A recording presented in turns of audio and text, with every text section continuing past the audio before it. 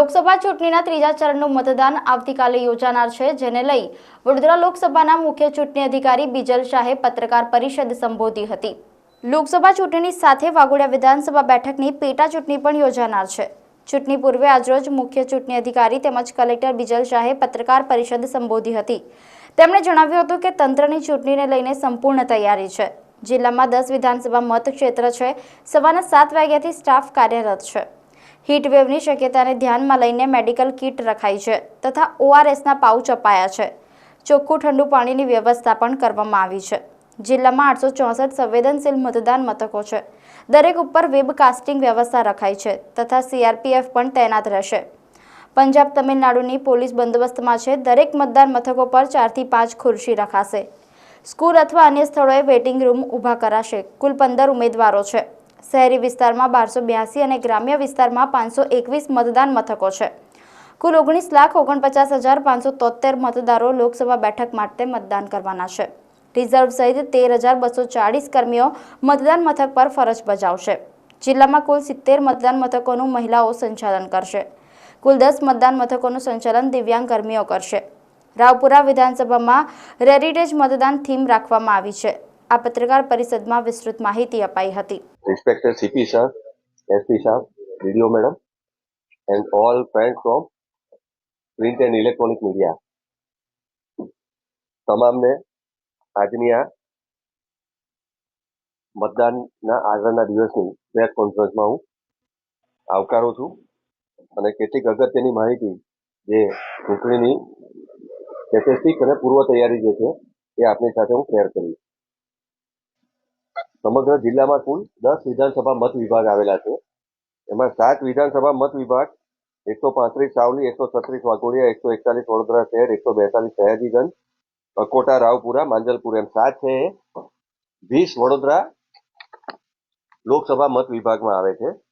એ સિવાયના 2 વિધાનસભા મત વિભાગ છે ડભોઈ અને પાદરા, એ 21 છોટા ઉદેપુર લોકસભામાં આવે છે અને એક 147 કરજણ વિધાનસભા મત વિભાગ છે એ 22 ભરૂચ લોકસભા મત વિભાગમાં આવે છે। હરીફ ઉમેદવારો 20 લોકસભા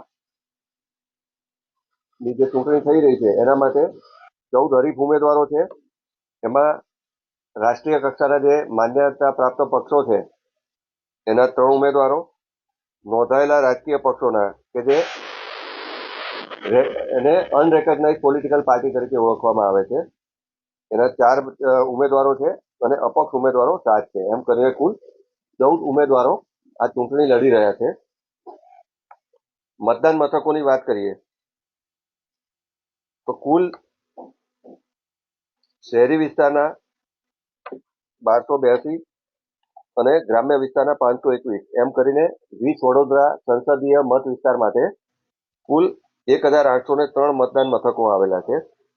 જેમાં પુરુષ મતદારો 9,95,083, સ્ત્રી મતદારો 9,54,260 અને અન્ય એટલે કે ટ્રાન્સજેન્ડર મતદારો 230 એમ કરીને કુલ 19,49,573 મતદારો આવેલા છે। વડોદરા જિલ્લાની વાત કરીએ તો કુલ 2,552 એમાં 2,551 અને એક ઓક્ઝિલરી એમ કરીને 2,552 મતદાન મથકો આવેલા છે। એમાં શહેરી વિસ્તારના 1,386, ગ્રામ્ય વિસ્તારના 1,116 એ રીતના છે। મતદારો કુલ પુરુષ મતદારો જિલ્લામાં 13,50,103, સ્ત્રી મતદારો 12,95,897 અને અન્ય 246 ટ્રાન્સજેન્ડર એમ કરીને કુલ 26,46,246 મતદારો નોંધાયેલા છે।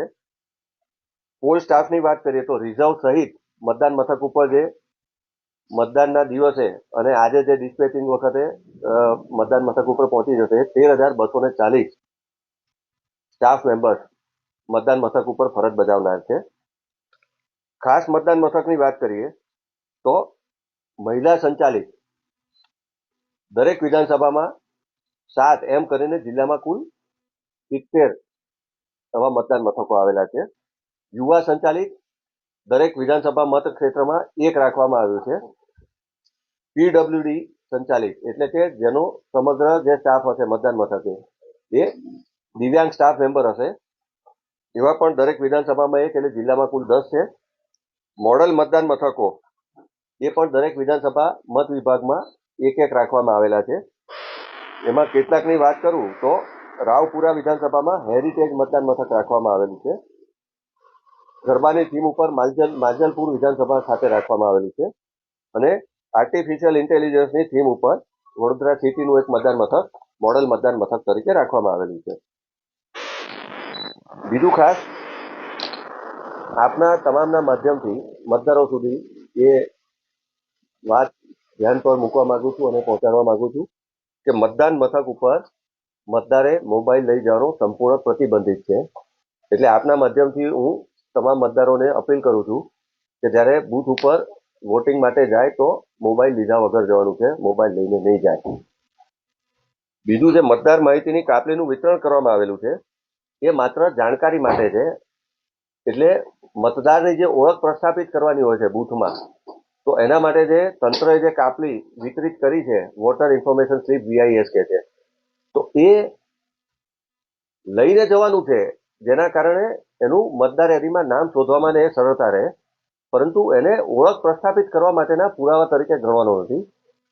ઓળખ પ્રસ્થાપિત કરવા માટે ફરજિયાત યા તો EPIC elector photo identity card જે ભારતના ચૂંટણી પંચે તૈયાર કરીને આપેલું છે એ, અથવા તો એની ડાઉનલોડેડ પ્રિન્ટઆઉટ લઈ જઈ શકે છે. અને એ સિવાયના 12 પુરાવાઓ જે ભારતના ચૂંટણી પંચે નોટિફાઈ કરેલા છે એ અસલમાં લઈ જવાના છે. ખાસ આ પણ મતદારો સુધી આપના માધ્યમથી પહોંચે એવી આપ સૌને હું વિનંતી કરું છું કે અસલ પુરાવા માત્ર એપિક જ અસલ અથવા તો એનું ડાઉનલોડેડ પ્રિન્ટઆઉટ લઈ જવાની છે અને બાકી બધા જે છે અસલ પુરાવા લઈ જવાના છે. એ પુરાવા હું આપને ધ્યાન પર મૂકીશ. આધાર કાર્ડ, મનરેગા હેઠળ આપવામાં આવતા જોબ કાર્ડ, બેંક કે પોસ્ટ ઓફિસ તરફથી આપવામાં આવતી ફોટોગ્રાફ સાથેની પાસબુક, શ્રમ મંત્રાલયની યોજના અન્વયે આપવામાં આવતા health insurance smart card, driving licence, PAN card, national population register અન્વયે RBI દ્વારા આપવામાં આવતા smart card, Indian passport, photograph સાથેના પેન્શન ડોક્યુમેન્ટ, કેન્દ્ર રાજ્ય સરકાર, પબ્લિક સેક્ટર અંડરટેકિંગ વગેરે એટલે કે સરકારી કંપનીઓ કે ગવર્મેન્ટ કે સેમી ગવર્મેન્ટના જે પણ ઓફિસીસ છે એના કર્મચારીઓને જે તે ઓફિસે ઇસ્યુ કરેલા ફોટો સાથેના આઈડેન્ટિટી કાર્ડ, સંસદ સભ્યો, ધારાસભ્યો, વિધાન પરિષદના સભ્યોને ઇસ્યુ કરવામાં આવેલા સરકારી ઓળખપત્રો અને unique disability ID UDID card સામાજિક ન્યાય અને અધિકારિતા મંત્રાલય ભારત સરકાર તરફથી ઇસ્યુ કરેલા છે. તો આ 12 જે પુરાવા છે એ પૈકીનો કોઈ પણ એક પુરાવો પણ એપિકના વિકલ્પ રૂપે પણ અસલમાં લઈને જવાનું છે. એ ખાસ મતદારો સુધી આ વાત પહોંચાડવા મારી વિનંતી છે. કંટ્રોલ રૂમ, તો મતદારો તરફથી જે પણ ફરિયાદો મળશે તેના માટે જિલ્લા કક્ષાએ કંટ્રોલ રૂમ ઊભો કરવામાં આવેલો છે. એનો નંબર 1800-233-1950 છે. એટલે જે કોઈ પણ રજૂઆત હોય મતદાનના દિવસે તો આ કંટ્રોલ રૂમ ઉપર 1800-233-1951. બીજું, વેબકાસ્ટિંગની એક વ્યવસ્થા રાખેલી છે કે જિલ્લામાં કેટલાક ક્રિટિકલ પોલિંગ સ્ટેશન છે. કુલ મળીને 854 ક્રિટિકલ પોલિંગ સ્ટેશન આવેલા છે. ક્રિટિકલ પોલિંગ સ્ટેશન ઉપર અને જે લોકેશન પર ક્રિટિકલ પોલિંગ સ્ટેશન આવેલા છે ત્યાં CAPF અથવા તો સ્ટેટ આર્મ પોલીસ ફોર્સ અથવા તો માઇક્રો ઓબ્ઝર્વર આમાંથી કોઈ પણ એક વ્યવસ્થા રાખવામાં આવી છે. એ સિવાય તમામ ક્રિટિકલ પોલિંગ સ્ટેશન જે મતદાન મથક છે ત્યાં વેબકાસ્ટિંગની સુવિધા રાખવામાં આવેલી છે અને વેબકાસ્ટિંગના જે પણ ફૂટેજ છે એ કોઈની સાથે અમારે શેર નથી કરવાના, પણ અમારા કંટ્રોલ રૂમમાં એ સતત અમારી જે ટીમો જે એપોઇન્ટ કરી છે જોઈ શકશે અને એને નિયંત્રિત કરી શકશે, ત્યાંની ગતિવિધિ ઉપર મોનિટરિંગ રાખી શકશે. કુલ 1278 ક્રિટિકલ સહિતના 854 ક્રિટિકલ અને એ સિવાયના અન્ય એમ કરીને 1278 પોલિંગ લગભગ 39 લાખનું મુદ્દામાલ પકડી છે. એટલે સમગ્ર દિશામાં જે એન્ટી સોશિયલ એલિમેન્ટ્સ એન્ડ ક્રિમિનલ્સને કાબૂમાં રાખવા માટે એમના અસરકારક પગલાં લેવામાં આવે છે.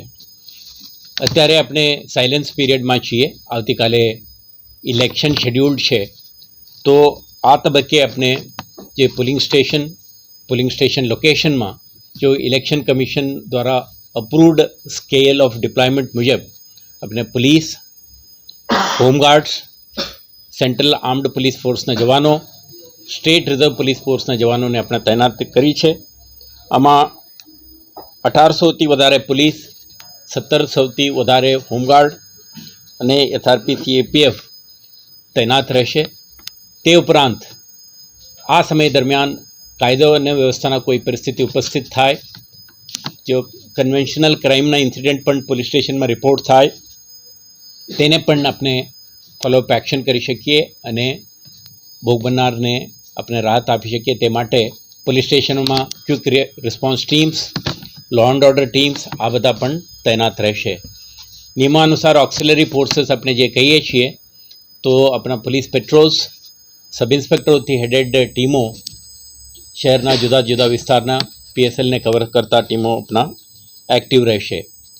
તે ઉપરાંત આપણે ઉપરી અધિકારીઓના સેવરલ લેયર્સ, થાણા મલદારો, અસિસ્ટન્ટ કમિશનર ઓફ પોલીસ અને ડેપ્ટી કમિશનર્સ પોલીસના નેતૃત્વમાં આપણે જુદા જુદા એસેમ્બલી કોન્સ્ટિટ્યુન્સીસ અને ઝોન જ્યુરિસ્ડિક્શનમાં આપણે ઉપરી અધિકારીઓને પણ એમના રિઝર્વ ટીમ્સ, સ્ટ્રાઇકિંગ ફોર્સ અને અન્ય પરિબળો સાથે એમને તૈનાત કરી છે. એટલે આપણે આવતા નેક્સ્ટ 2 ડેઝ માટે આપણે જે મેજર ટાસ્ક છે અને આપણે સંપૂર્ણ રીતે તૈયાર છીએ. તો આવતીકાલે જ્યારે વોટર્સ પોતાના ઘરથી નીકળી પોલિંગ સ્ટેશન લોકેશન સુધી વોટ પોતાના ફ્રેન્ચાઇઝ એક્સરસાઇઝ કરવા માટે નિર્ભીત રહીને જઈ શકે અને એમને ફેસિલિટેટ કરવા માટે ટ્રાફિક પોલીસ પણ સક્રિય રહેશે. ટ્રાફિક અને ટ્રાફિક બ્રિગેડના માનદ વેતકો આપણા સ્મૂથ ટ્રાફિક મૂવમેન્ટ માટે ફેસિલિટેટર તરીકે ઊભા રહેશે. સાથે સાથે સમગ્ર શહેરમાં પોલીસ દરેક મતદાર નિર્ભીત થઈને પોલિંગ સ્ટેશન સુધી જઈને પોતાના ફ્રેન્ચાઇઝ એક્સરસાઇઝ કરે તે માટે જરૂરી તમામ પગલાઓ લીધી છે.